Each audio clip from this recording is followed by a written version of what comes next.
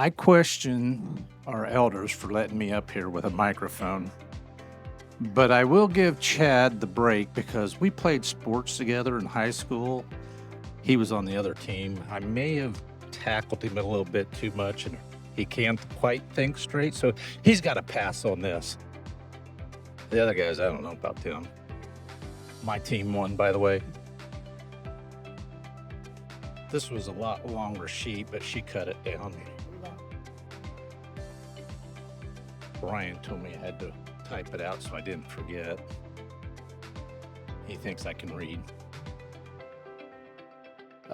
So I grew up in a Christian home. My mom took us to church most every Sunday. Dad went occasionally. I asked Jesus into my heart as a young age, but I'm kind of bashful, so I didn't get baptized. My siblings did, but I didn't. Brenda and I dated a little bit in high school. Didn't do anything serious about that, but later, when I was about 20, I got baptized. Same church that Brenda went to.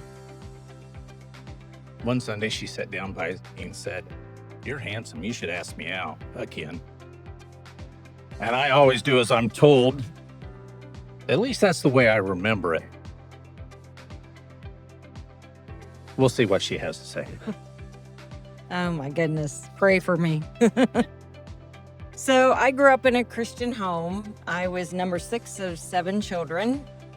We went to church when the doors were open. My dad was an elder, and every time we were on our way to church, we got the lecture about being reverent in church. And I better not see you talking or anything going on, or you're going to get in big trouble. And we knew it, so we tried to behave. Our church was more the fire and brimstone, and as I like to say, they used the fear factor of getting you to accept Jesus into your heart. I did accept Jesus into my heart at a young age, but I always grew up thinking I can never be good enough. You know, God's always watching me, and I don't know if you all know the song, "God's Gonna Get You for That." Makes no difference where you're at, because he knows where you're at, something to that. That was a song we sang in Sunday school, believe it or not. And so it was always like, oh my goodness. And it was always, God sees every mistake you make. And it has taken me a long time to learn that I am saved by the grace of Jesus and the gift he gave me. Even now when I read the Old Testament, which I was recently reading in bed, and I told Neil, I was like, look at this, with the Israelites and Moses. I'm like, every time the people did something wrong, God's like, well, just wipe them all out. I'm done. And I'm like, what in the world? And Neil's creeping away from me, waiting on the lightning strikes. And I'm like, no, I'm just saying that's how I grew up. And it's wrapping my head around that we have a gracious God who is good and loves us, and it isn't that hard to get to heaven of just accepting Jesus and the price he paid. So she talked me into marrying her, and we were married in that same church. Brenda changed me from that shy boy that I was to what I am today, so you can blame her. At least that's the way I remember it anyways. So 10 years into our marriage, we had 2 young kids at the time, and they grew up, by the way, in case you didn't know. We were both very active in our church, and I can't stress enough how important it is to communicate with your spouse about everything. I tell you this because sin hit us hard at that time.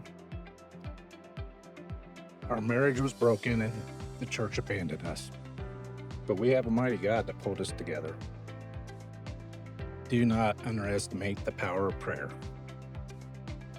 We then attended WCC, and I was involved there. Brenda became a nurse, so her schedule interfered with being involved. I had an aunt that attended this church years ago, and I'd been here a couple times with her. So when WCC asked for volunteers to come over here, it just felt like the right thing to do. And here we are today. I have to pass out candy to have friends, so that kind of explains that part of it. So, and you can imagine at our family get-togethers, it's just buck wild is all I can say. So, Neil and I were married in 1987, and God blessed us with 2 beautiful children. 16 months apart, but we managed. My family went through a tragedy for the first time on October 16th, 1990, when my brother, who was a conservation officer, was tragically killed in a plane crash. He was only 28 years old, and that changed my life. I didn't want my kids out of my sight. I didn't trust God.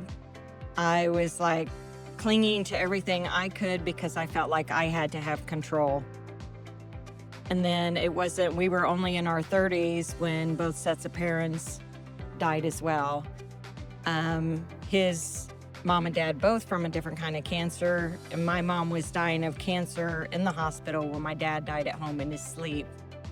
And I was, after all that time of pleading for God to heal them, and it didn't happen, it shook my faith even more, and was like trying to cling even tighter to those that I love and control the situations I was in. And it took me a while to learn that I can't control anything, and I don't want to. It's better to let God be in control. You definitely see Neil more than you see me. I'm a nurse in an ICU in Fort Wayne. I've been there for 28 years, and I work every other weekend, and then in between there as well, I take care of sick patients, some of them who are with us for several weeks. And I have found my job is a great ministry for me. And I have prayed with many, prayed for many and their families, and have talked to many people about Christ, and just letting them know that, this is as good a time as any to give your life to Christ. But I enjoy what I do, but I do miss when I'm not here to be able to see everyone. We are truly blessed to call PCC our home. I was a little hesitant about being in a small group, just because it's just, sometimes you never know. But I'll tell you, the Millers and the Kings have quickly become my favorite people, and I am just thankful that God had the elders, hi Rex and Vicky, put our names together, and the prayer that went behind that, because it's just been really neat. And we love everyone here, and God continues to bless us.